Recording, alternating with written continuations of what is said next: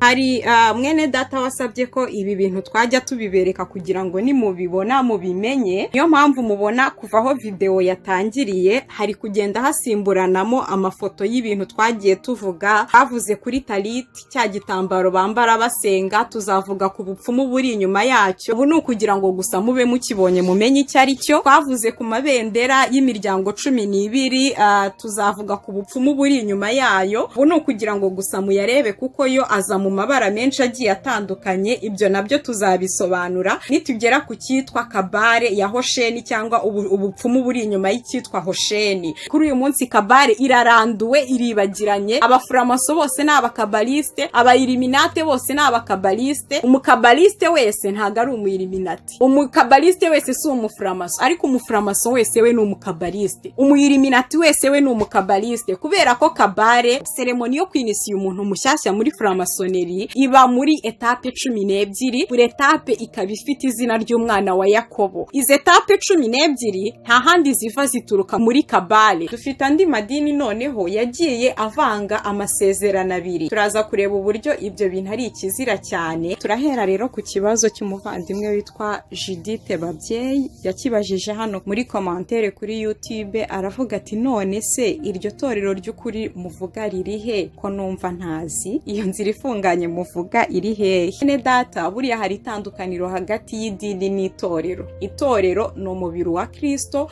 naho idini ryo ni ihuriro ry'abantu bahuriye gusenga, kuguterana, bagashyiraho amahame runaka. Numvise iki kibazo nta kirengagiza kuko na atake nyinshi nabonye ku giti cyanjye, ahubwo ni nko kubona bihehe igiye kurya umwana w'intama, kavuga uti ntaburira uyu mwana w'intama bihehe, kavuga ngo nayiciriye urubanza da. Oya, nta bubasha afite bwo gucira urubanza bo hanze, ariko babandi biyita bene data bari hagati muri twebwe, ni inshingano zacu kubagenzura no kubacira. Kuri Kristo Yesu ntibubakishaho igitereko cy'amatabaza, ntibubakishaho imiryango 12 y'Abisirayeli, ntago bubakishaho efodi, ntago bubakishaho Hosheni. Ibyo bitereko bya bintu byose bijyanye n'imigenzo y'ihema y'ibonaniro, ari nabyo uyu munsi kabare yongeye iragarura itereka mu nsengero zacu. Bibiliya iratubwiye ngo ibyo hamwe n'ibibwiriza ibyo kurya no kunywa no kwiyibiza no kujabika n'iby'uburyo bwinshi ari amategeko yo mu buryo bw'abantu gusa, yategetswe kugera igihe cyo gutunganywa. Uriya mugabo abivuze nahise mbona ko ibintu ari kuvuga arabizi, ntago ari ibintu ari mahimba. Umuntu uvuga ko turi bene Esawu, ko turi abantu bayobejwe na Paulo, nahise numva ko kabale ntago tukiyivuga iri hirya iriya mu Bisirayeli irahari. Ubuyobozi bwegereye abaturage muri kabale biri bugufi cyane. N'abatarayibonye ndabasaba gusubira kureba ikiganiro twakoze ubushize, mushake commentaire y'umuntu witwa Eliyahu Nijimbere, hariyo yakoze bwa mbere ndende asobanura kuri Tikuno Ram. Murasobanukirwa uburyo iri gukora naho ngaha, ahubwo mu gace kiwacu ntago bikiri kure cyane, habe muri kabale, habe muri framasoneri, habe muri Illuminati. Abo bantu bose iyo bava bakagera banga umuntu witwa Paulo. Jya mubona ukuntu banyaga abantu mu nsengero, umuntu agahaguruka agatanga igipangu atanabivuganye n'uwo bashakanye.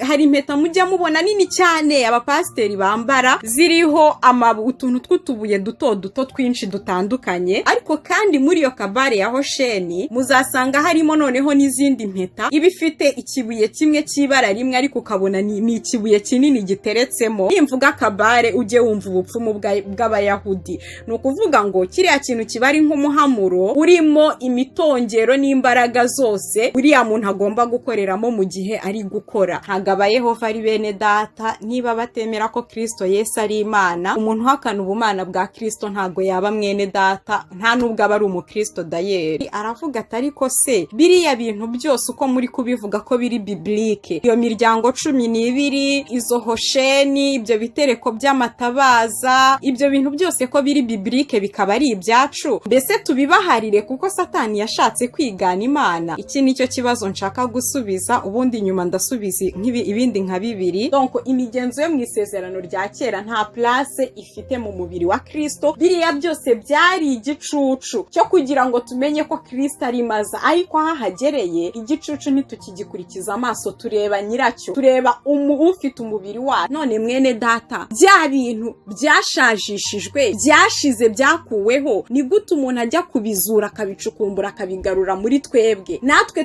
tukabyakira nk'umubiri wa Kristo kandi byarashushanyaga noneho ibyo turi kubamo mu mubiri wa Kristo, tukabona ni ibintu biri aho bisanzwe. Nyamara nubwo twe twabona ari ibisanzwe, muri kabare ho ntago ari ibisanzwe. Oya bene data, igicucu twagisigiye abanza umubiri, kubera ko umubiri wa biriya byose ufitwe na Kristo. Babandi banze Kristo bakanga uwo mubiri, bo basigaranye igicucu kandi Imana irabemerera bagikoresha icyo bashaka. Gusenga everyday, gusenga buri munsi. Nusenga uzanesha, nunanigwa gusenga uzaneshwa. Senga. Yesu ashimwe cyane. Bene data bakundwa mwami wacu Yesu Kristo, turabasuhuje mu izina rya Yesu Kristo aho muri hose, mwebwe abakunzi banyu dukurikira mu biganiro bigiye bitandukanye tubanyuriza hano kuri iyi channel, kandi dushimira Imana yahaduhereye ubu buryo bwo kugira ngo icyo umwami Yesu aduhaye kumenya tukibasangize. Turagarutse rero uyu munsi kugira ngo ducumbukure aho twari tugeze ku kiganiro kijyanye n'imikorere ya kabare juive mu itorero cyangwa mu matorero ya Gikristo. Nkuko nababwiye ubushize mbere yuko dutumira umuvandimwe Bosco, dushimira cyane, yagize uruhare rukomeye cyane mu kiganiro cy'ubushize kugira ngo ibintu byumvikane. Imana imuhe umugisha. Mbere yuko tumutumira nari nababwiye ko tugezaho kuvuga kuri ibi bintu kuko bimaze gukabya. Hari igihe umuntu yabirebaga akabona birihanganirwa, akabona hari ni ibintu bidafite umwanya mu mitima y'abantu, ariko ni ibintu bimaze kugera ku yindi ntera, ku buryo n'Imana ishimye kubihishurira abantu bari aho gusa batakabaye babivuga, batakabaye ari bo bari kubidenonsa, kuko hari ababishinzwe, hari abakora iyo mirimo, hari abaragijwe umukumbi w'Imana, abo nibo bakabaye bari gukora ibi turi gukora. Ariko Imana yaravuze ngo nimutankorera ibyo nshaka jewe nzahagurutsa ibiti n'amabuye. Imana iduhagurukije turi nk'ibiti, turi nk'amabuye, idushyira mu nshingano ba nyirazo banze gukora. Niyo mpamvu nihanganisha ba bantu babangamirwa no kuba nabamvuga ubutumwa bwiza ndi umugore, babuhawe ari abaranga, bamwe muri bo bahitamo guhinduka abahanjuzi. Iri ni ijambo rikomeye cyane, abo twabanye mu minsi ishize kuri Vase d'Honneur bararyumvise, itandukaniro ry'umuranga n'umuhanjuzi. Abakozi b'Imana bakorera Imana nk'abahanjuzi. Kuri bene data b'abarundi batumvira ijambo badukurikiye, umuhanjuzi bisobanura umudandaza w'amavuta cyangwa abacuruzi b'amavuta. Murabizi igihe umukwe yazaga, urusaku ruvuze ngo umukwe araje, b'abakobwa batanu b'abapfu baratsaga bikazima, hanyuma basabye amavuta kuri babandi bayagura ku mukwe kuri babandi bayafite bitabasabye gusohoka mu cyumba cy'umukwe. Barangije barababwira ngo ntago yadukwira, ahubwo mujyaho musanzwe muyakura, musohoke mujye ku bahanjuzi. Dore ikintu cyantangaje muri uyu mugani abantu benshi batajya bitaho, nuko bano bahanjuzi, bano bacuruzi b'amavuta, bo baraho bacuruza amavuta bazi neza ko batarindiriye umukwe. N'ikimenyimenyi ntago bari mu cyumba gitegererezwamo umukwe. Kugira ngo bano bakobwa bajye kubona amavuta, byabasabye gusohoka mu cyumba gitegererezwamo umukwe, bajya hanze kure y'icyumba ku bahanjuzi. Aho bagarukiye basanze umwami yakinze, arababwira ngo ndababwiza ukuri yuko ntabazi, ntago nigeze kubamenya. Ari abo bakobwa, ari ayo mavuta yabo, ari abo bahanjuzi bahanjuraho, bose bagumye hanze y'icyumba cy'ubukwe, kandi ntibyabujije ubukwe gutaha. Bene data, birakwiriye ko ibi turi kuvuga nubwo bisa naho hari abo bijya bibangamira, birakwiriye yuko tubivuga kuko data nibyo adutegetse kuvuga, data nibyo ashaka ko tuvuga, kandi iki ni igihe cyo kugira ngo tuburire abantu b'Imana. Ijambo ry'Imana riravuga ngo iraguye Babuloni, ngo nuko bwoko bwanjye nimuyisohokemo. Bene data, niba uyu munsi urimo ugura ku bahanjuzi, ndakubwiza ukuri uzaherana hanze n'abahanjuzi. Kandi ijambo ry'Imana riravuga ngo hanze hazabimbwa n'abarozi. Uyu munsi rero tugiye gukora ikiganiro cyerekeranye no gusubiza ibibazo byabajijwe. Nari nzi ko ikiganiro kizakurikiraho nzakora ikiganiro mbereka kabale ya buri kintu muri biriya bintu twagiye tuvuga.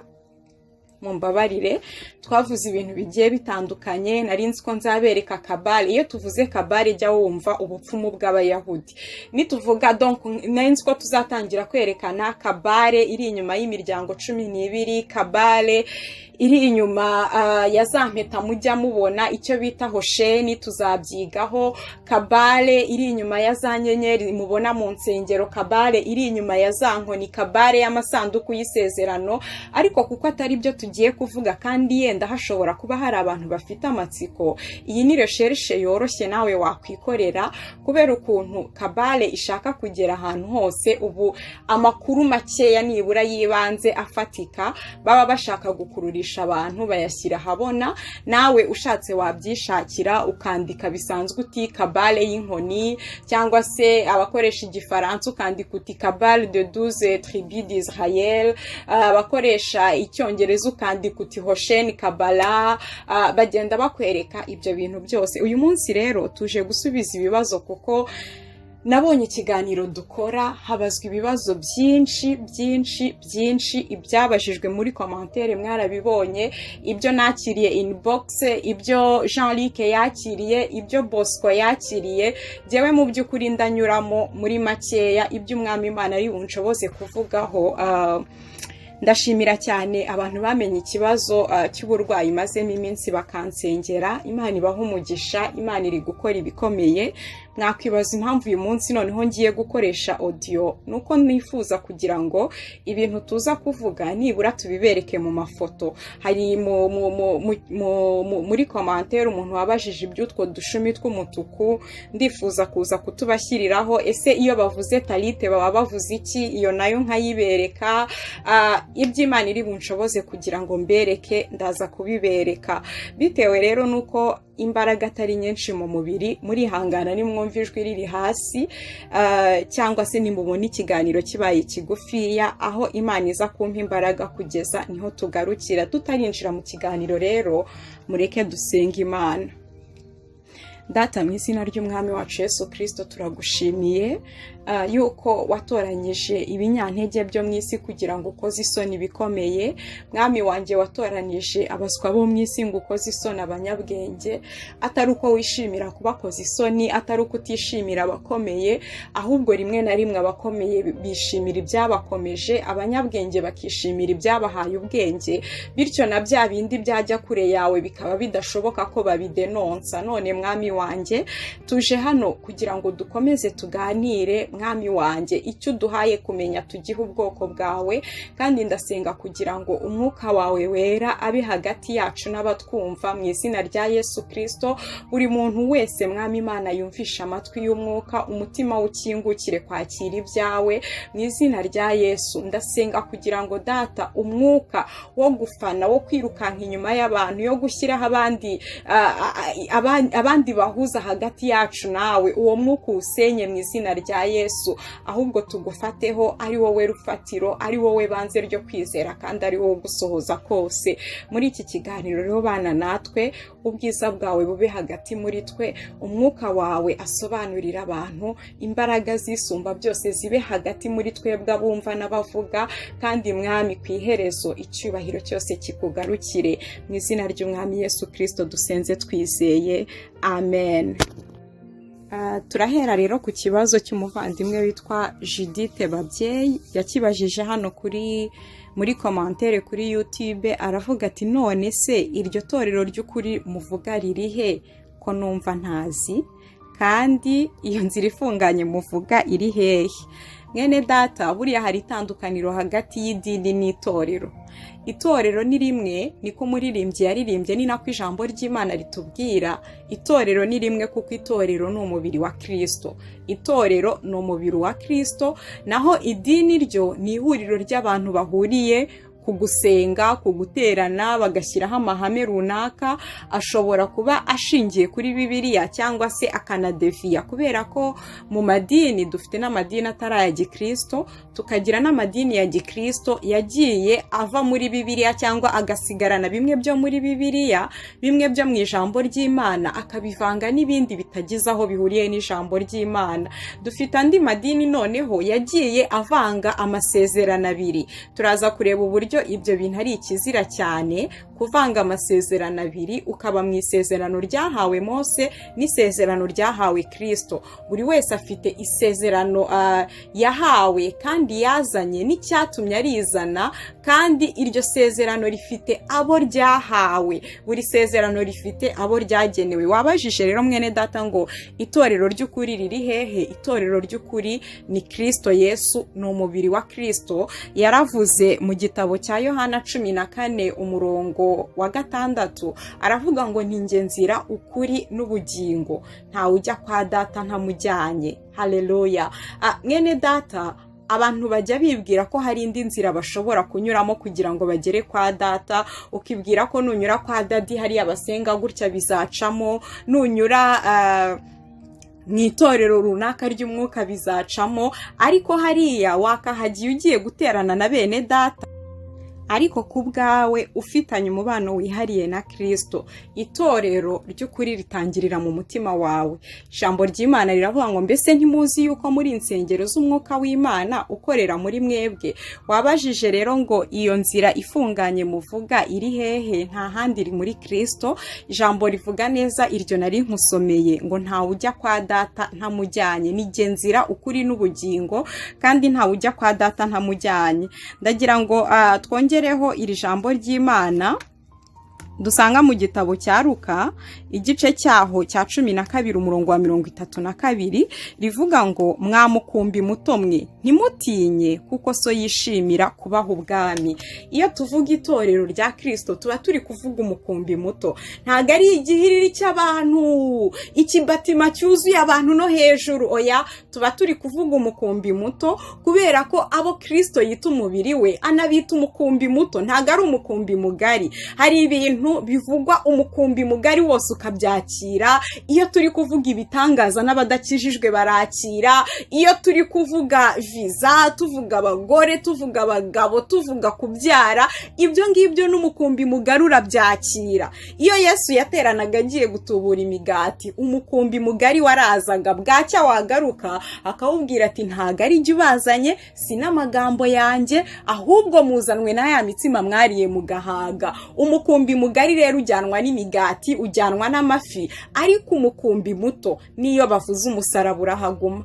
Umukumbi muto niyo bawubwiye ngo mwikorere umusaraba wanyu mu nkurikire, umukumbi muto urahaguma, kuko destination ni mu bwami bw'Imana. Ntabwo umukumbi muto ugamije kubona ubwami ukirino, ahubwo ugamije gutaha gakondo. Nkunda igice cya 11 cy'Abaheburayo, bavuga kuri ziriya ntwari zo kwizera, bakagera ahantu bakavuga ngo iyo bakumbura iyo bavuyemo baba barabonye uburyo bwo kuyisubiramo, ngo ariko noneho barashaka gakondo irusha icyo gihugu kuba cyiza.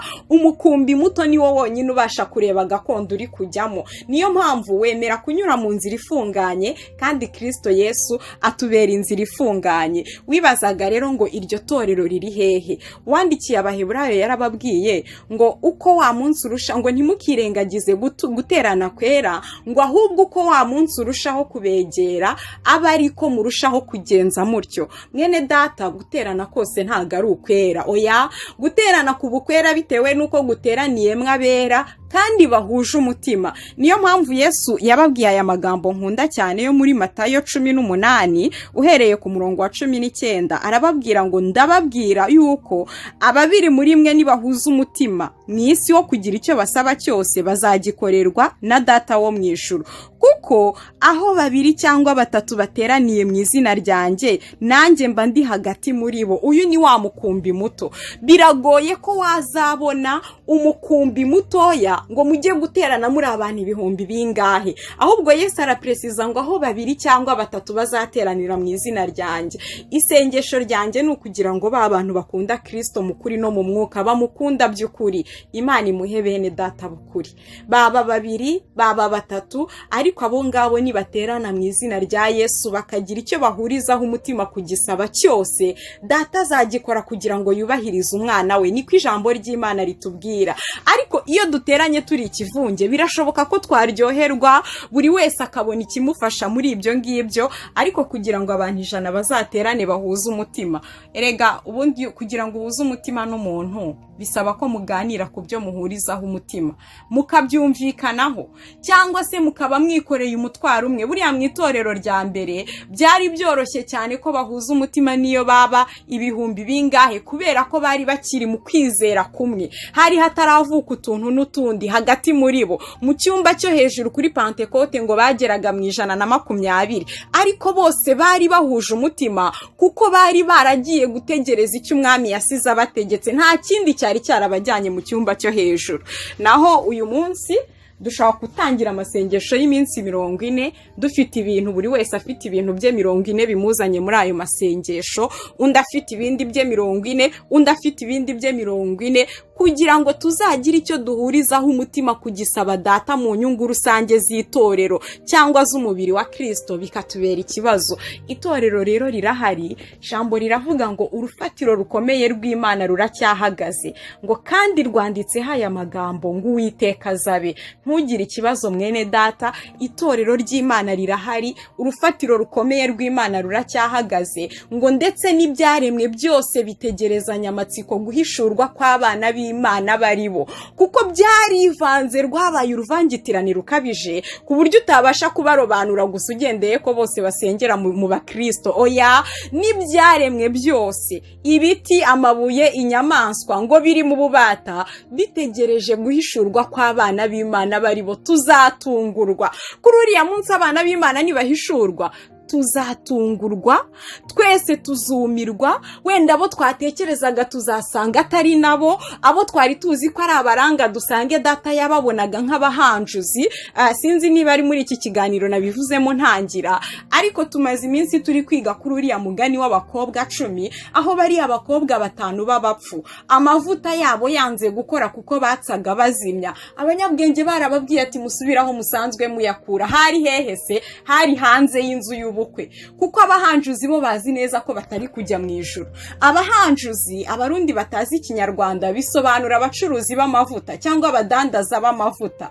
Barayatanga pe, akaba yatuma byana kwaka, ariko nta mavuta umukwe atazi, na abahanjuzi ubwabo umukwe ntabazi. Nabo bakobwa 5 b'abapfu babaguraho amavuta, umukwe ntaga bazi. Haleluya! Umukwe aziranye n'abaha amavuta ubwe, kubera ko usabana n'umukwe niko amavuta yuzura mu mperezo yawe. Ndakwifuriza mwene data gukora umurimo w'Imana uri nk'umuranga, utari umudandaza cyangwa utari umucuruzi w'amavuta. Rero itorero ry'Imana rirahari, urufatiro rukomeye ruracyariho, kandi rwanditseho aya magambo y'uko Uwiteka azabe. Icyakora iryo torero ryitwa umukumbi muto, kandi uwo mukumbi Yesu yarawubwiye ngo aho 2 cyangwa 3 bazateranira mu izina ryanjye. Ntago ari mega church, ntago ari ikibatima cyuzuye no hejuru, nubwo tugize amahirwe twabona ikibatima cyuzuye gutyo kirimo abantu bahuje umutima mu izina rya Yesu. Ariko noneho aho 2 cyangwa 3 bateraniye, umwami Yesu abahari niba bahuje umutima. Ndumva naba ngusubije kuri icyo kibazo, tukajya ku kibazo gikurikiyeho cya mwene data wundi. Turakomereza ku kibazo kindi cya mwene data yabarije kuri WhatsApp. Yaravuze ati, bene data, ibyo muvuga turabibona kandi tubana nabyo buri munsi, bye byambangamiraga ntanazi n'ibyo ari byo. Umwuka w'Imana arakora koko, ariko rero hari ikibazo nifuza kubabaza. Mbese nitubaciraho iteka cyangwa nidukomeza guca imanza, ubwabyo nabyo si icyaha ko Bibiliya ibitubuza? Aha rero niho nashakaga gusubiza. Numvise iki kibazo nta kirengagiza, kuko na atake nyinshi nabonye ku giti cyanjye. Ni abantu bambazaga ngo ninde wakugize umucamanza, ibyo bintu wihaye. Bene data, nta muntu turi gucira urubanza, turi kubereka ibidakwiriye biri mu rusengero. Ubishaka ahunge asohoke muri ibyo bintu, ubishoboye aganire nabo bashumba, ababazi ibyo ari byo, bamusobanurira ibyo ari byo. Nibatamukonvenka amenye yuko ari ahantu Kristo atari, aho hantu hari Yesu wundi. Dore igisubizo rero naha uyu mwene data, ibyo dukora Bibiliya irabitwemerera. Niba ubibona ukumva waburira bene so ariko ugatinya ko waba nk'uciye urubanza, ahubwo ni nko kubona Bihehe igiye kurya umwana w'intama, kavuga uti ntaburira uyu mwana w'intama Bihehe, kavuga ngo nayiciriye urubanza da. Oya, none se niba Bihehe ubona iryana, wabura gukiza uwo mwana w'intama niba ubishoboye, cyangwa kumuburira nibura yanamurya ikamurya wamuburiye, ngo ni ukugira ngo Bihehe itarakara? Ntabwo ari uko rero guhamagarwa kw'Imana kuri. Iyo Imana yaguhamagaye ubwo utegerezwa kumvira Imana kurusha uko wumvira abantu. Ndagira ngo ngusomere iri jambo riboneka mu Bakorinto ba mbere ibice 5, ndahera ku murongo wa 9 ngere ku wa 12, niho harimo igisubizo cy'iki kibazo wabajije. Umutwe w'amagambo uravuga ngo ibyo kwitandukanya n'abakristo gito.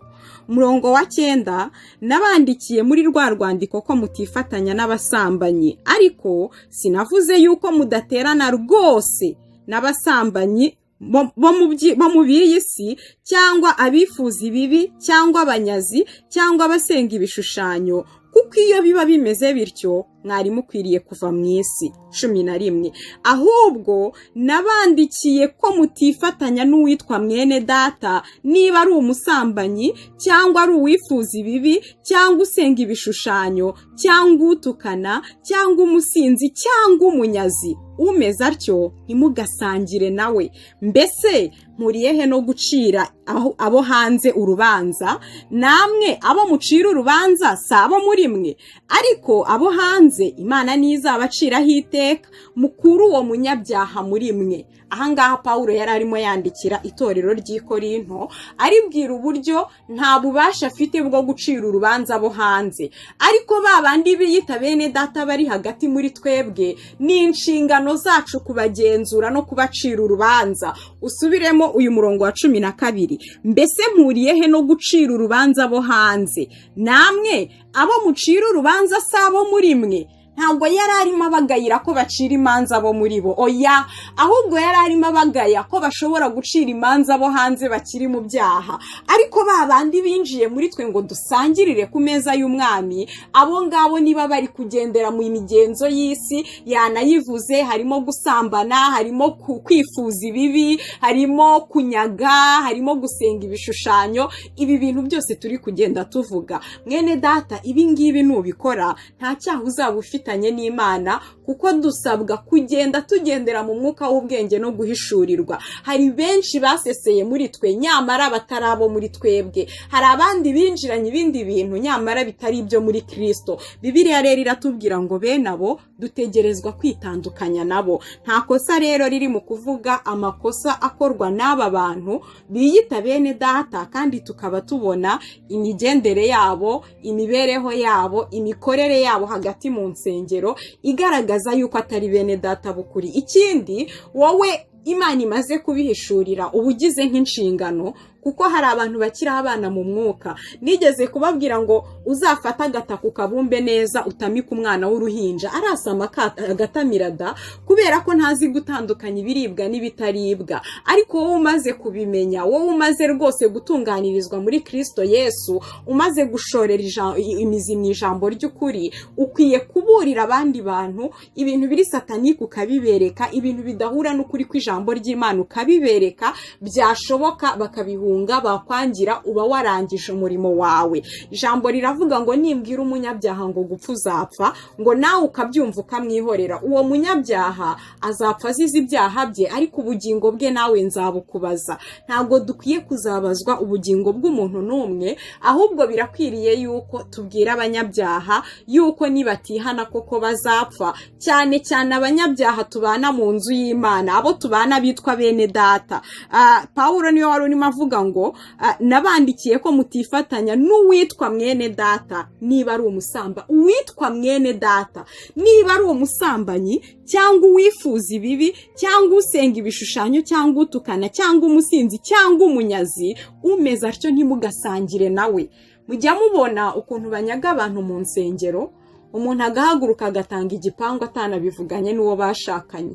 Abana b'imfubyi baruzuye, abapfakazi. Mu mirimo myiza Yesu yatubwiye yaravuze ngo nari mfunze ntimwansura, nari nshonje ntimwangaburira, nari nambaye ubusa ntimwanyambika. Ariko uyu munsi abanyazi kubera ko bari hagati mu bana b'intama nibo bari gutuma tudasohoza itegeko ry'umwami ryo kumugaburira ashonje, ryo kumwambika yambaye ubusa. Twararengereye, twagiye kure. Abo rero Bibiliya ibita abanyazi.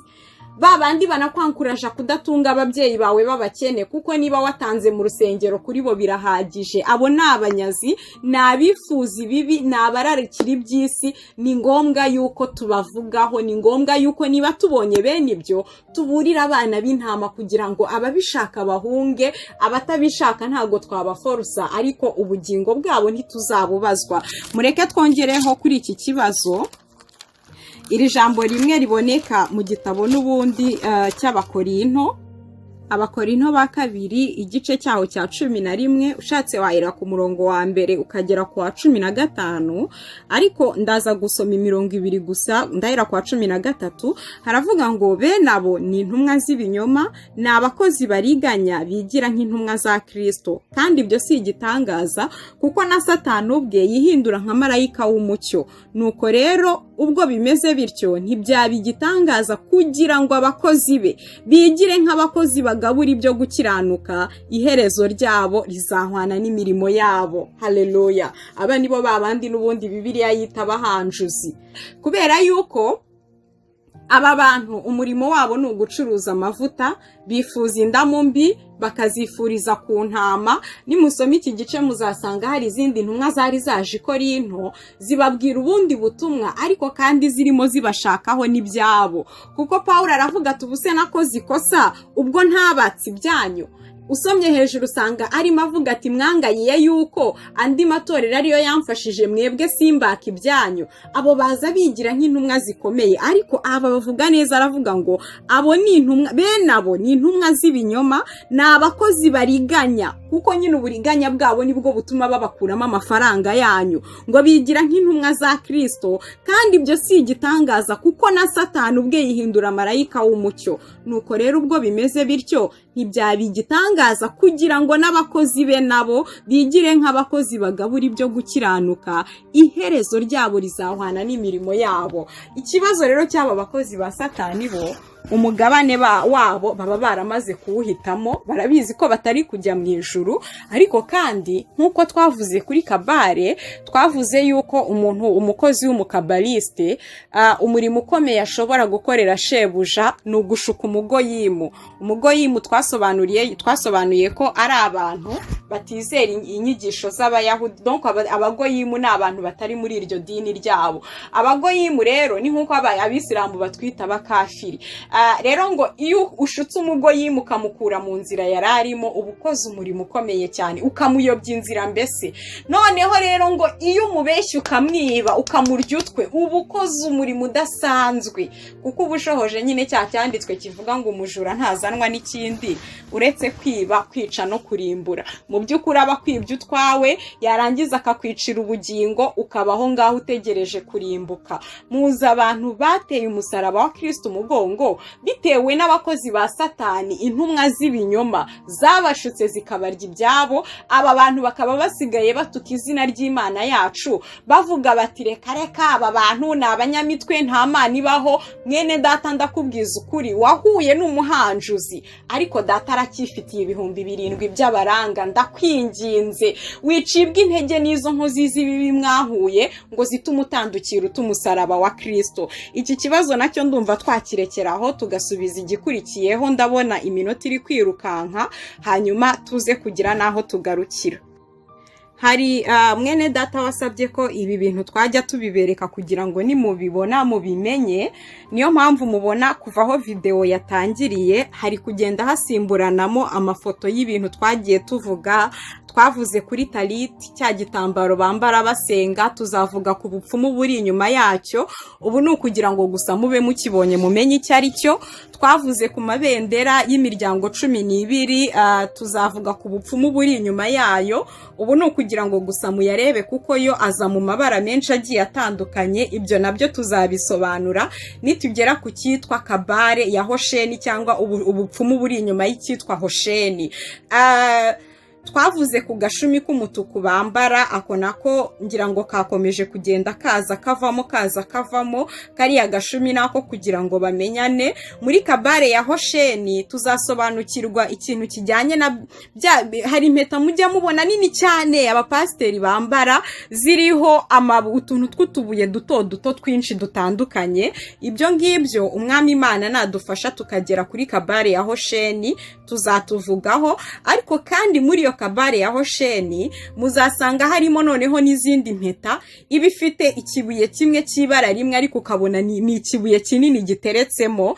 Iyo nayo ndumva nayiberetse. Nzababwira impamvu zimwe zigira amabuye menshi izindi zikagira ikibuye kimwe. Aho ni kuri kabare ya Hosheni.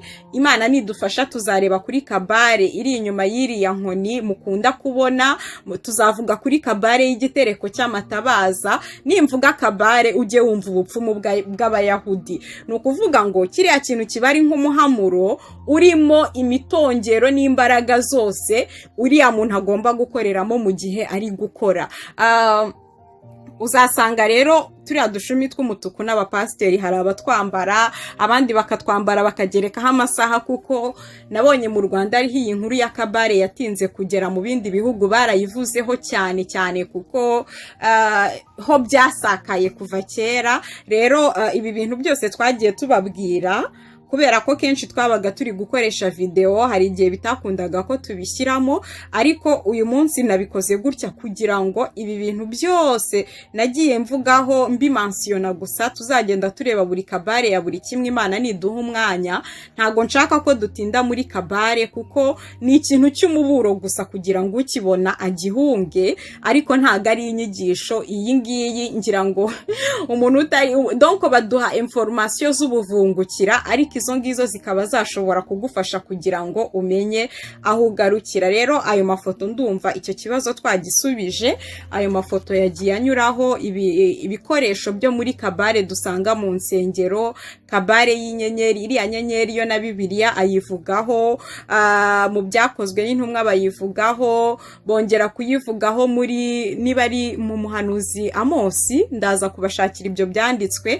Ariko iriya nyenyeri y'Imana yitwa Refani, iriya nyenyeri bayivugaho cyane, cyari ikigirwamana cy'Abisirayeli, n'uyu munsi baragikomeje. Iyo ubonye iriya nyenyeri mu ibendera wajya kubona ukabona abapasiteri b'abasiyoniste bahoza amabendera ariho iriya nyenyeri mu nsengero. Ni ibintu uba ukwiye gusengera no biba bikwiye gucana agatara k'umutuku muri wowe ukabitekerezaho. Ndumva icyo kibazo ari nk'uko twagisubiza kugira ngo tujye ku kindi kibazo cya mwene data. Hari umuvandimwe witwa Umuraza Landrada, nizeye ko mbivuze neza, nawe wampuguye, ndamushimira cyane ku mpuguro yampuguye avuga ati Clary, Abayehova ntago ari bene so, ngira ngo ni imvugo ibwira bene data umenyereye. Nibyo koko, mumbabarire hari ukuntu umuntu aba avuga yihuta ijambo rikamucika rikajyamo, ariko wakoze kuri iyi mpuguro kuko hari ushobora kubyumva gutya akagira ngo mpamya yuko ari bene data, ariko nabo ntabwo bemera ko ari bene data. Ntiduhuje data, ntiduhuje Imana, ntiduhuje umucunguzi. Ntago Abayehova ari bene data. Niba batemera ko Kristo Yesu ari Imana, umuntu uhakana ubumana bwa Kristo ntago yaba mwene data, nta nubwo aba ari umukristo dayeri.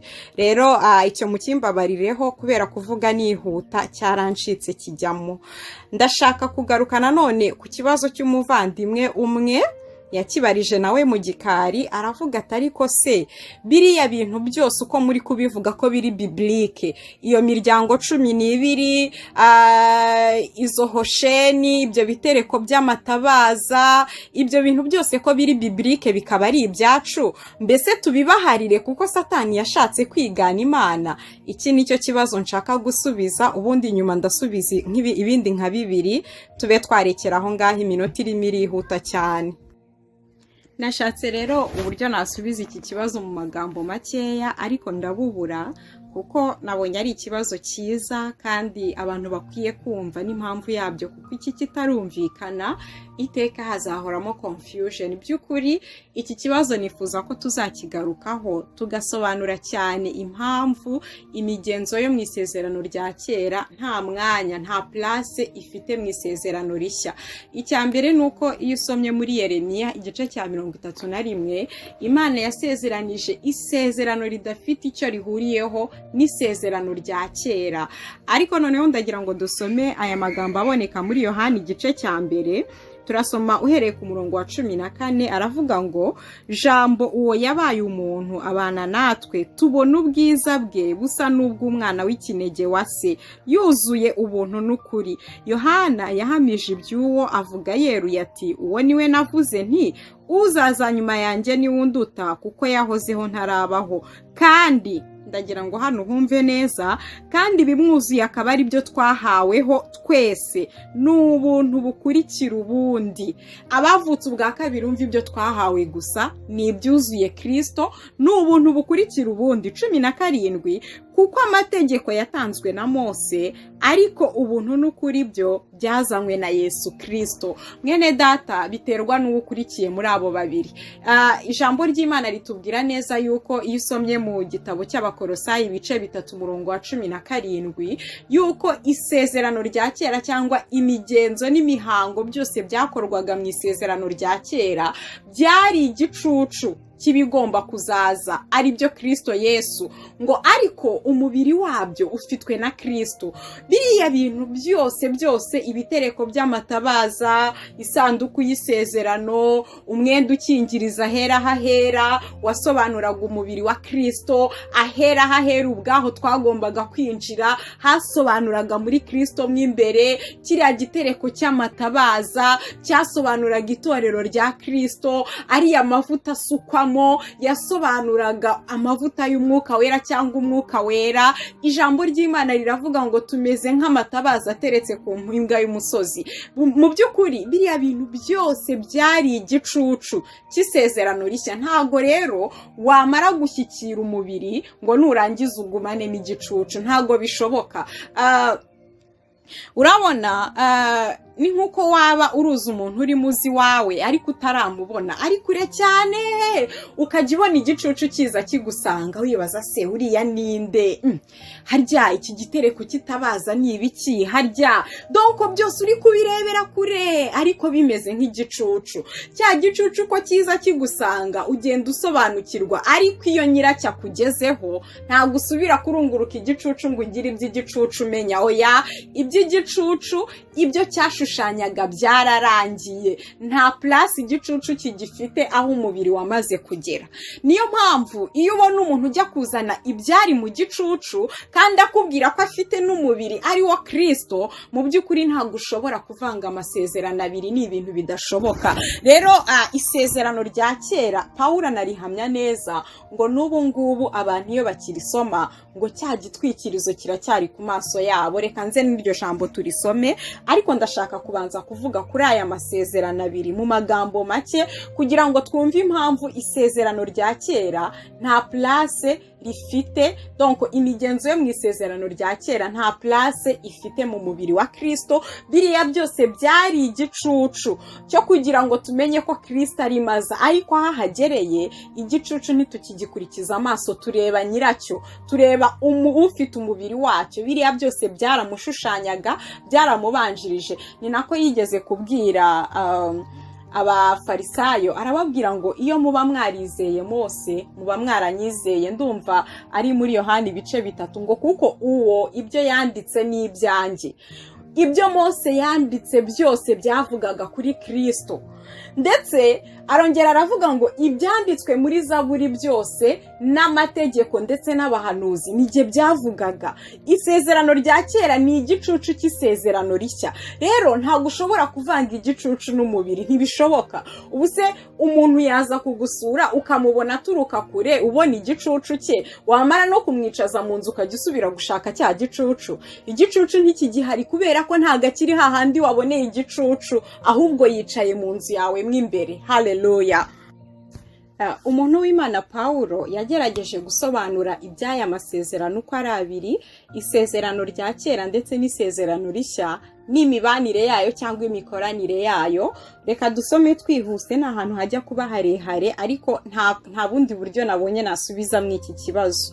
Abagalatiya ibice 4 ndahera ku murongo wa 21 haravuga ngo abashaka gutwarwa n'amategeko nimumbwire, ntimurasobanukirwa n'amategeko? Byanditswe yuko Abrahamu yari afite abahungu babiri, umwe yari uw'inshoreke undi yari uw'umugeni. Uw'inshoreke yavutse nk'uko iby'umubiri bigenda, naho uw'umugeni yavutse kubw'isezerano ry'Imana.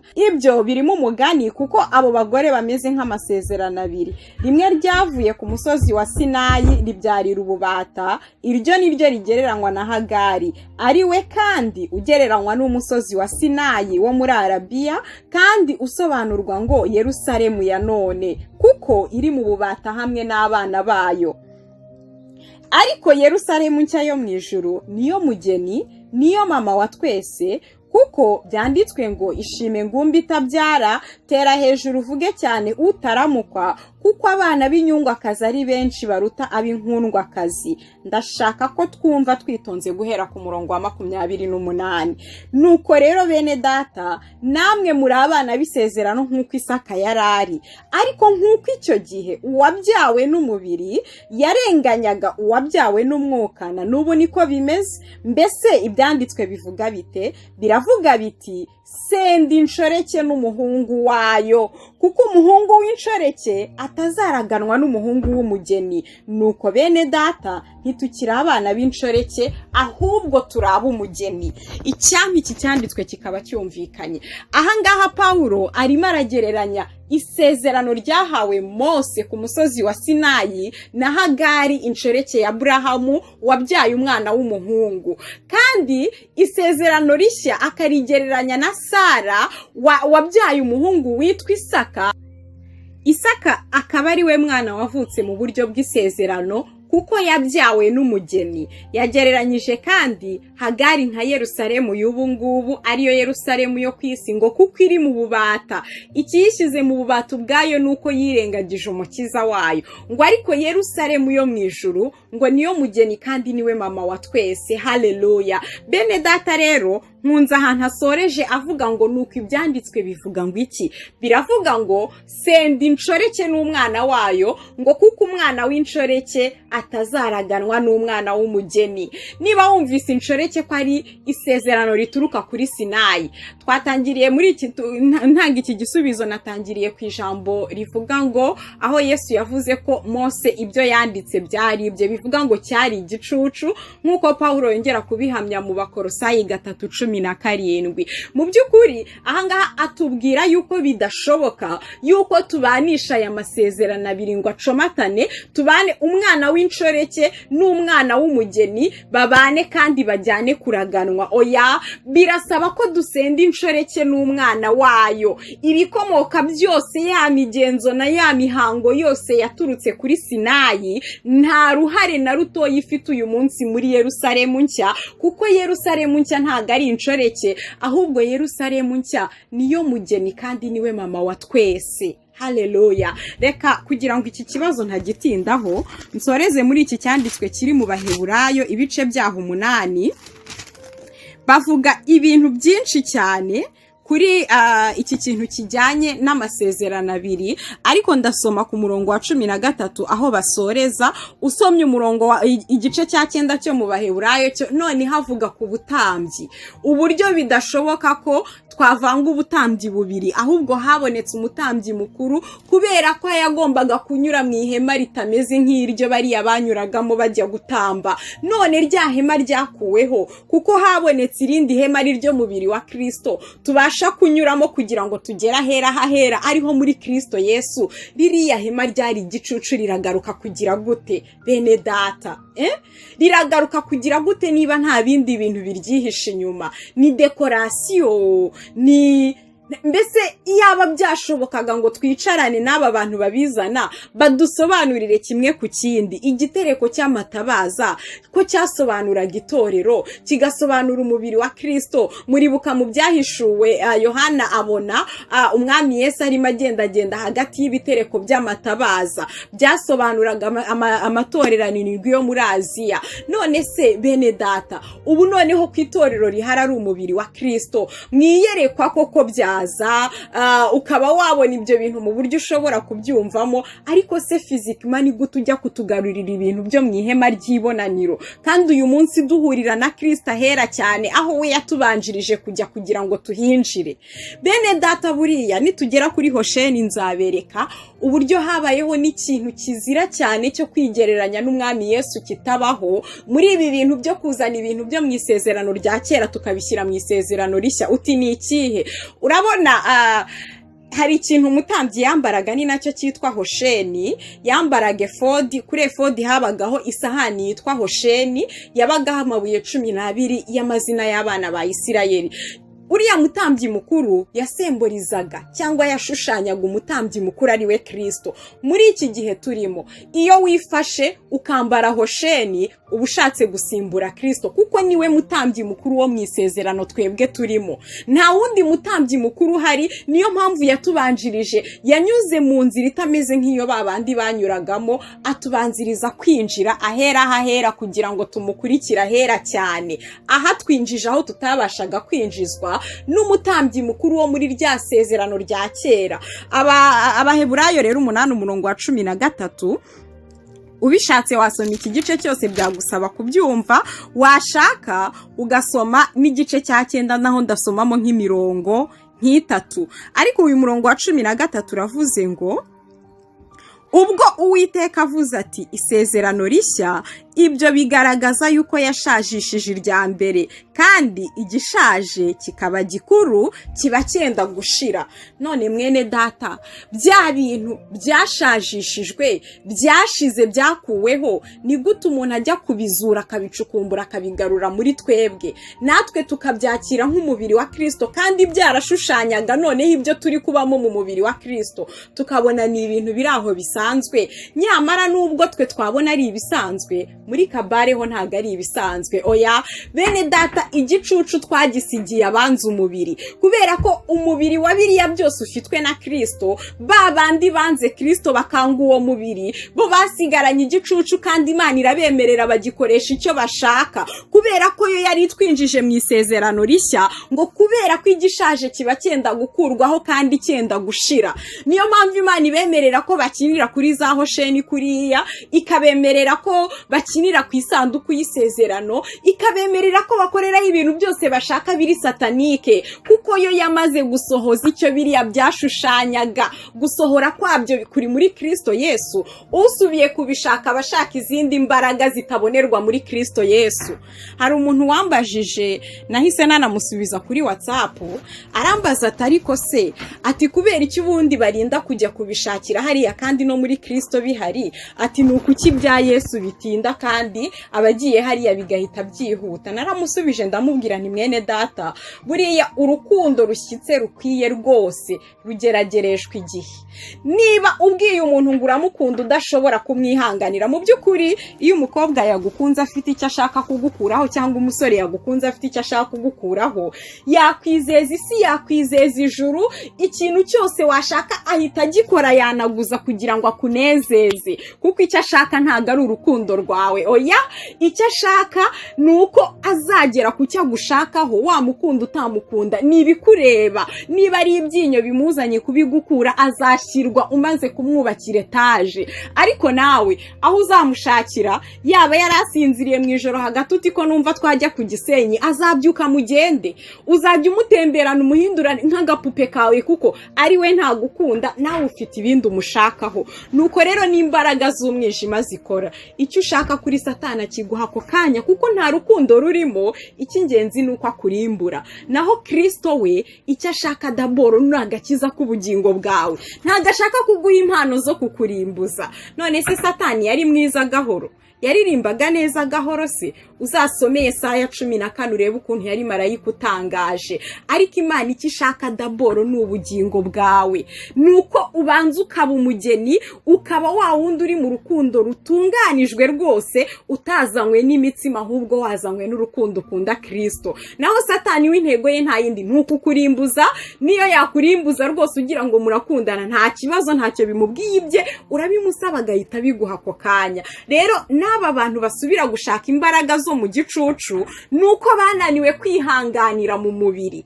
Kuko mu mubiri birasaba ko urukundo rwawe rugeragezwa. Urukundo ukunda Umwami Yesu rurageragezwa. Urukundo ukunda Umwami Yesu bisaba kubanza ukarwihanganisha. Abantu tubana muri Vase d'Honneur twize ku ntambwe enye z'agakiza, twageze ku ntambwe yitwa gutunganywa rwose. Tureba uburyo urukundo dukunda Umwami Yesu ndetse n'agakiza tuvuga ku munwa, urwo rukundo rugeragereshwa umuriro.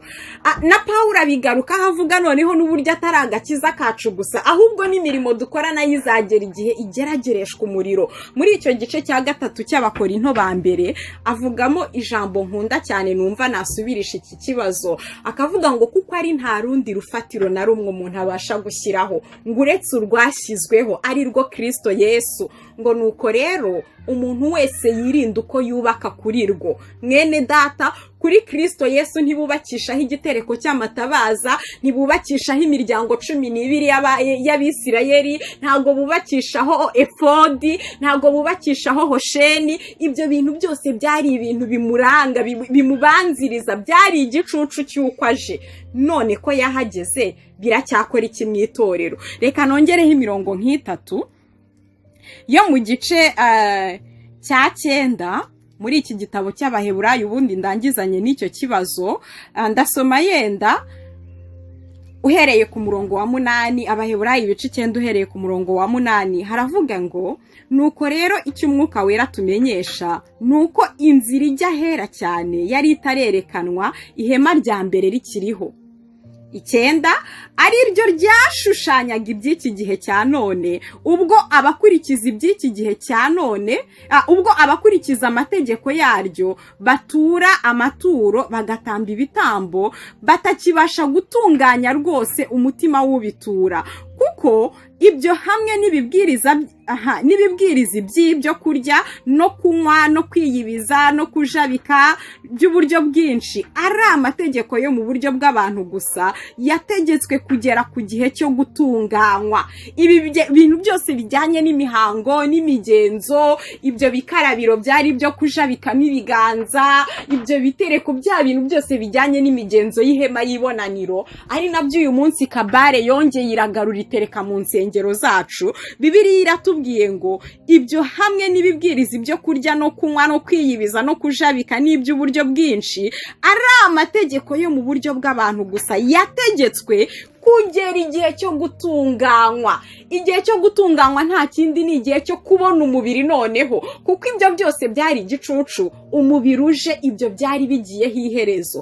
Dusomye umurongo wa 13 mu Baheburayo ibice 8 uvuga yuko igishaje kiba cyenda gushira kigiye gukurwaho. 11 ku gice cya 9, ariko Kristo amaze kuza ahinduka umutambyi mukuru w'ibyiza bizaza, anyura mu ihema rirusha ryarindi gukomera no gutungana rwose ritaremwe n'intoki, ibyo ni ukuvuga ngo ritari iryo mu byaremwe. Ibi ninshaka reka ndekeraho. Ihema Kristo yanyuzemo ritandukanye n'ihema bariya abantu banyuragamo, ritandukanye n'ihema risigaye rishyirwa mu nsengero ryongera gusenya icyo Kristo yubatse, kubera ko niba twarabonye umubiri tukagarura igicucu tuba turimo twihakana umubiri.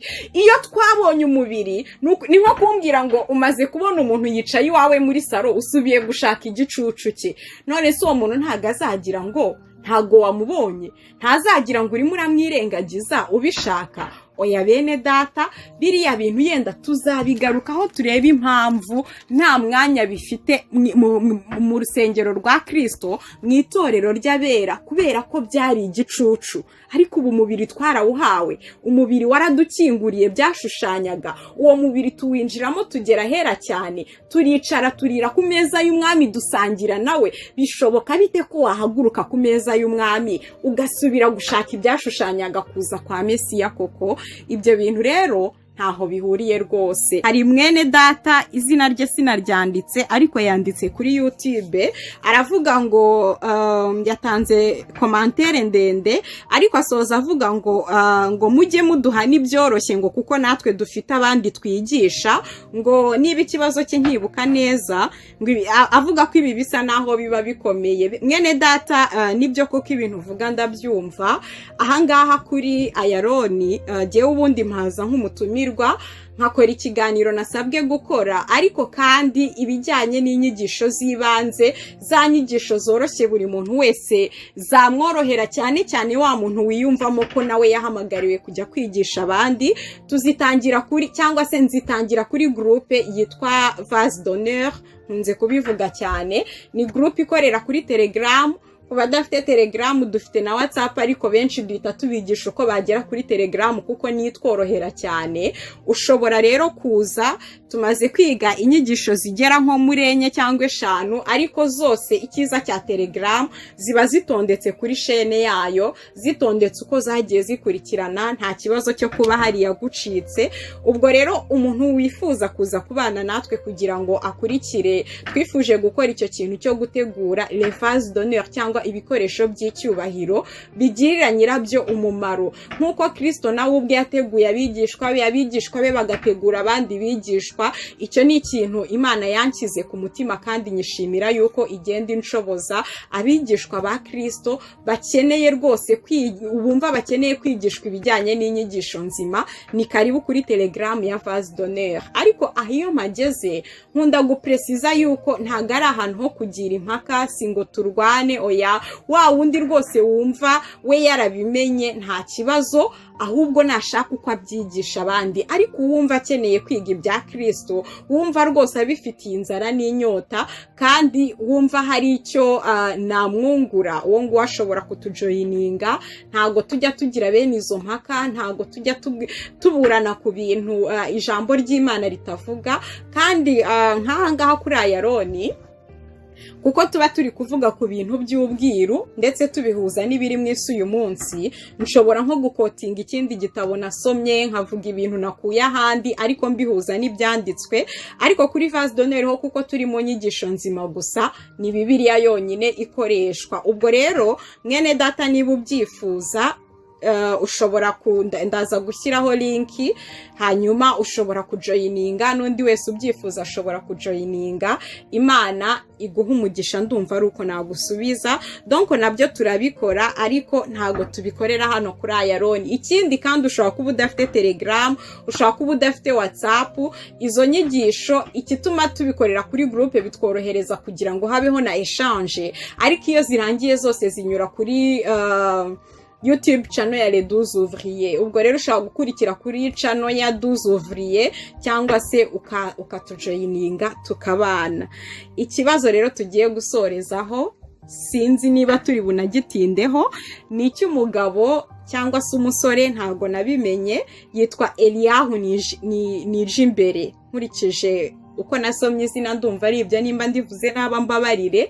Eliyahu Nijimbere yarabanje aratubwira ngo murabeshya cyane, atubwira ko ubwo ni kuri cya kiganiro nakoranye na mwene data Bosco, avuga yuko tubeshya ko kabale ko nta tikuni olamu iba mu madini, kuko tikuni olamu ngo yagenewe ubwoko yavuze ngo kandi bwa gakondo, idini ya gakondo yo muri ubwo bwoko. Hanyuma avuga donc ko aparama, sinzi niba yavugaga ko tikuno lamu iri mu Burundi gusa cyangwa nyuma yaje kugaruka akora n'indi commentaire ameze nk'urakaye. Birashoboka ko yashatse ya commentaire ye ya mbere arayibura, kandi mu by'ukuri twari twanamusubije, ari jewe ari Bosco twembi twamushubije, ariko ngira ngo sinzi uko byagenze ntiyayibona. Bituma avuga ati kumbe namwe murabizi ko mubeshya, dore commentaire zanjye muri kuzisiba. Oya, ntabwo turi kuzisiba mwene data, ndatekereza ko na Jean-Luc ntabwo ari buzisibe, ahubwo jewe nagushimiye cyane kubera ko mumbabarire ibi bintu twavuze hari abantu benshi batari babizi, ariko nibura wakonfirimye ko bihari, ukonfirima ko bitakiri no muri Isirayeli gusa, ntibigisaba urugendo rurerure. Ahubwo ikintu buriya jewe wanyigishije nuko kabale yegereje ubuyobozi abaturage, ntibigisaba kujya za Isirayeli. Niba wumva ugeze i Burundi byaba bikemutse, deja urumva kabale yegereye abantu mu buryo bukomeye. Ahubwo jewe narimo nkwibariza n'ibibazo by'amatsiko, ngira ngo iyo commentaire ntago wongeye kuyibona, ariko mwene data nuyibona udusubize. Hari rero akantu kamwe yavuze muri iyi commentaire nshaka kugarukaho kuko tutakavuzeho. Mu by'ukuri yaravuze ngo ubu buyobe mufite bukomoka kuri Paul de Tarse cyangwa se Paulo w'Itaruso, ngo niwe wabazaniye ubu buyobe, ndetse avuga ko ari Paulo w'Itaruso ari mwene Yesawu, ko twebwe twese abakristo dukomoka kuri Esawu. Izi rero ni inyigisho zo muri Talmud, ni inyigisho za kabale zivuga yuko mu by'ukuri muri satanisme, ibi bintu Bosco yakunze kubivuga kenshi, muri satanisme umuntu wa mbere banga mu banditsi ba Bibiliya yitwa Paulo w'Itaruso. Uyu mugabo Paulo Imana yaragiye iramwihishurira, arangije aragenda atindana naye ahantu hitwa mu butayu bwa Arabiya. Ibyo bintu na Pastor Musisi yigeze kubivuga. Umwami Yesu amuhishurira itorero mu mwuzuro waryo, azana doctrine y'itorero ku buryo twahise tumenya gutandukanya amasezerano abiri, duhita tumenya buriya Paulo yakoze umurimo ukomeye mu kubaka itorero, cyane cyane mu banyamahanga, kubera ko twebwe n'ayo mategeko yagiye agonga Abaheburayo ntayo twari twarahawe. Muzi yuko amategeko yari yarahawe abakebwe. Noneho byari byoroshye kwigisha doctrine udafite ikindi kintu, kandi nacyo cyazanywe n'Imana, usa n'ushaka kwigizayo. Paulo rero Imana yamuhaye doctrine na imuha n'ubwenge bwo kuyigisha, imuha uburyo bwo kubisesengura. Naratangaye rero mbonye umuntu mwene wacu, umuturanyi wa bugufi, umuntu wo muri twebwe ubwacu. Reba nawe umuntu wa donc si umuzungu uje kubitubwira kwa bya bindi ubahumva ngo ni ibintu byo mu Bashinwa. Reka da, umuntu wo muri twebwe hagati atubwira ngo ubuyobe mufite bukomoka kuri Paul de Tarse. Paulo, intumwa Paulo niwe bita gutyo. Uriya mugore witwa Alice Bailey yaranditse aravuga ngo iyo abantu basoma ibintu byose, yewe n'ibyanditswe na wa musharpentier, Bosco ni uzi kubivuga neza, ubwo iyo bavuga umusharpentier cyangwa umubaji baba bari kuvuga Yesu, ngo ariko ntibasome inyandiko za Paulo, kubera ko nguriya mugabo Paulo yanditse ibintu ku buryo bihita bisobanura neza ibintu byose by'imyizerere ya Gikristo, ku buryo umuntu wasobanukiwe inyigisho za Paulo amenagura ubwami bwa Satani. Nuko rero uriya mugabo abivuze, nahise mbona ko ibintu ari kuvuga arabizi, ntago ari ibintu ari mahimba. Umuntu uvuga ko turi bene Esawu, ko turi abantu bayobejwe na Paulo, kubuyobe ngo nahise numva ko kabale ntago tukiyivuga iri hirya mu Bisirayeli, iri hirya mu Bayahudi, hakaba hari abantu runaka bajya kuyirahura. Yoreka da, irahari. Ubuyobozi ubuyobozi bwegereye abaturage muri kabare biri bugufi cyane ku buryo nk'uwo mwene data yarabivuze numvise icyamumpa tukaganira nuko malheureusement commentaire zanjye yabiyanjye yabiya Bosco nawe nabonye yaramusubije bisa naho yarazibuze ntago yongeye kuzibona ni nayo mpamvu yavuze ko twayisibye ariko je numvaga namwibarizaho utubazo akagenda dusobanurira abaye ari open akatubwira mu by'ukuri iyo kabale iyo tikuno lamu ikorite muri iyo dini ya gakondo akatubwira yampumuye amaso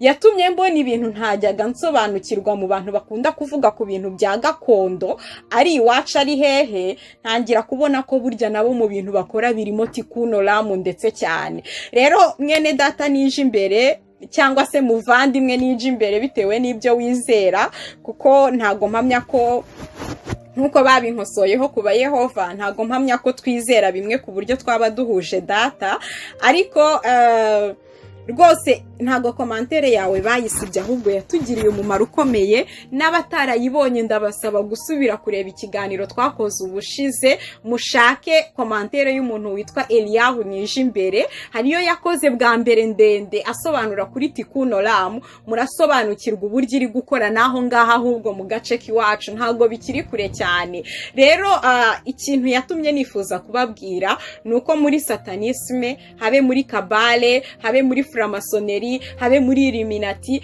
abo bantu bose iyo bava bakagera banga umuntu witwa Paulo banga Paulo n'inyigisho ze niyo mpamvu ubona ubuyobe bwinshi bukunda kuva mu nyigisho za Paulo kubera ukuntu bamwanga bohereza undi mwuka mu nyigisho za Paulo ugasanga havutsemo abanyabuntu havutsemo abantu batazongera gusaba imbabazi Imana havutse n'ibiki ariko nuko baramwanga ku buryo inyigisho ze baricaye baraziga bagenda barema mu tuntu tw'ubuyobe kugira ngo hatazagira umuntu n'umwe wicara ngo azumva zisesengure ikindi gitabo banga n'umutima wabo wose ni ibyahishuwe kuko umuntu wamaze guhishurirwa kiriya gitabo cy'ibyahishuwe n'ibyanditswe na Danieli abasha kubavumbura mu kantu kose bakoze akabonaho ubuhanuzi bwo kugaruka kwa Kristo bugeze bityo akaburira benshi nawe kandi agakomeza kuba maso abo bantu rero ni ibizira muri satanisme abantu bumvise inyigisho za Paulo abantu basobanukiwe igitabo cy'ibyahishuwe niyo mpamvu dukwiye gusaba umwuka w'ubwenge no guhishurirwa bene data inyuguti ziricisha niko Paulo yanditse ariko umwuka we atanga ubugingo ijambo ry'Imana ry'ukuri ntago ari inyuguti n'umwuka niyo mpamvu igihe cyose wumva ijambo igihe cyose usoma ijambo ukwiye kurisoma uri dispose n'umwuka wera muri wowe kugira ngo abashe kukwigisha apana ubwenge bwawe apana ubwenge bw'umwigisha kandi ndagira ngo nkubwire ngo ufite uburenganzira bwo gukesitiona ikintu umuntu uwo ari we wese yavuga niyo yaba ari dadi niyo yaba ari umukuru w'itorero niyo yaba ari inde ufite uburenganzira bwo gukesitiona icyo nakubwira ahangaha ukanabyandika hari uti Clarisse wavuze bari kugeza ahangaha ntago twabyumvise kimwe rwose ni uburenganzira bwawe uhabwa n'umwuka wera kubera ko hari icyanditswe twasomye tuvuga ku byo gucirana imanza abo mucira imanza ni bande sabo muri mwebwe kubera ko abo hanze bo bazacirwa imanza n'Imana ntago ari twebwe tubacira imanza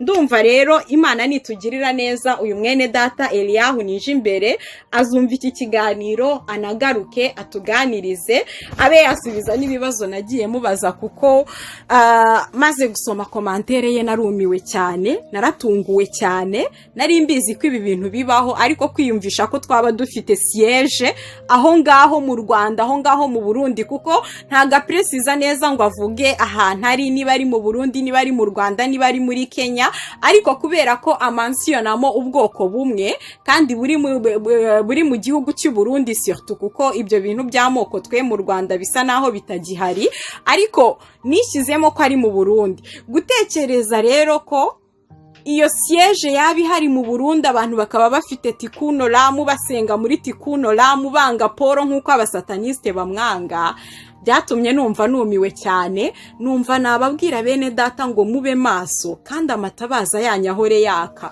mube maso kandi mwibuke ko abahamagawe na Kristo turi umukumbi muto niyo mpamvu ibyo ubasha kumva hari benshi batabyumva bakumva warasaze kandi musengana kandi muterana ariko turi umukumbi muto mwene data ariko nubwo turi umukumbi muto ntimutinye kuko data yishimira kuduha ubwami. Biragoye ko nasubiza ibibazo byose, habajijwe byinshi, ariko mu kiganiro tuzakora ubutaha nzagenda nongera kugaruka ku bibazo bisigaye ntasubije. Ndasoreza ku muntu wabajije ngo mbese Illuminati, framasoneri na kabale bitandukaniye he? Icyo kintu twarakivuze. Kabale ni nyina w'ibyo byose.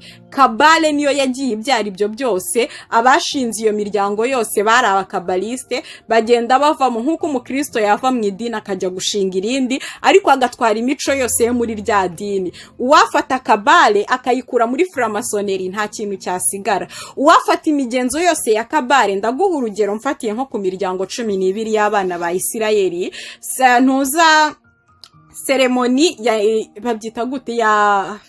babyita gute ndabyibagiwe, seremoni yo kwakira umuntu mushyashya cyangwa yo kwinisiya. Seremoni yo kwinisiya umuntu mushyashya muri framasoneri iba muri etape 12, buri etape ikaba ifite izina ry'umwana wa Yakobo. Izi etape 12 nta handi ziva zituruka muri kabale. Nitugera kuri kabale y'imiryango 12 ya Yakobo tuzabireba, ya Isirayeli tuzabireba, turebe bari abana 12 na buri wese icyo asobanura muri kabale. Turebe iyo Hosheni, ya mabuye 12 yari ari mu gituza cy'umutambyi mukuru, kandi n'ubu ngubu rwose yasobanuraga, umutambyi mukuru yasobanuraga Kristo. N'ubu turi ku mutima we, tumuhora ku mutima. Haleluya. Rero ibyo byose tuzabireba, ariko icyo nagusubiza kuri icyo kibazo ni ukuvuga ngo kabale ni nyina ubyara iyo miryango yose iri secrete. Uramutse uvuze ngo kuri uyu munsi kabale iraranduwe, iribagiranye, ibyo bintu byose byahita bigwa, kuko byagiye bivoma imico yabo, ibyo bakoresha muri kabale, ndetse bose ku murongo ni abakabaliste. Abaframaso bose ni abakabaliste, abailiminate bose ni abakabaliste. Reka mbivuge muri aya magambo: umukabaliste wese ntago ari umuiliminati, umukabaliste wese si umuframaso, ariko umuframaso wese we ni umukabaliste, umuiliminati wese we ni umukabaliste, kubera ko kabale niyo ibibyara byose. Ndumva rero twasoreza aha ngaha ku bijyanye n'ibibazo. Ndashimira umwami Yesu yuko anshoboje nkaba mbashije gusubiza ibingibi bingana gutya, nubwo atari byinshi ngereranyije n'ibyo twabajijwe uko bingana, ariko ubutaha ntago nzagaruka nje gusubiza ibibazo, nubwo yenda najya nyuzamo nkasubiza kino cyangwa kiriya. Ibyo mufite mwakomeza mukabibaza, gusa nanone ndapresiza ko ibibazo bivuga izina ry'umuntu ntago nzabivugaho. Aha ngaha Imana iradufasha kugira ngo tube twabaha ibintu byabekerera, ariko ni umwuka wera ukwiye kukuyobora ukakubwira uti uyu muntu fe attention, ari muri kabale, ari muri ubu bupfumu bw'abayahudi. Niyo mpamvu mwumvise twabonye ibibazo byinshi bibaza ngo ese ubu ngo kanaka ntarimo, ngo ese buriya kanaka ntarimo. Ibibazo bibaza ku mazina y'abantu ntago tuzabigarukaho, ahubwo tuzakomeza kuvuga ibigenda biranga izo kabale n'imikorere yayo, n'icyatuma ubasha kubimenya. Umwuka wera yakwemeza ko kabale iri aho hantu, ukaba ugomba gukizwa n'amaguru, ukwiye gukizwa n'amaguru. Niyo ya Babuloni Imana iri kuvuga ngo bwoko bwanjye ni muyisohokemo, kugira ngo mudasangira ku cyaha cyabo, mukazanasangira no ku byago byabo. Murakoze rero, umwami Yesu aduhana umugisha. Naho ubuta gusenga everyday, gusenga buri munsi. Nusenga uzanesha, nunanigwa gusenga uzaneshwa. Senga.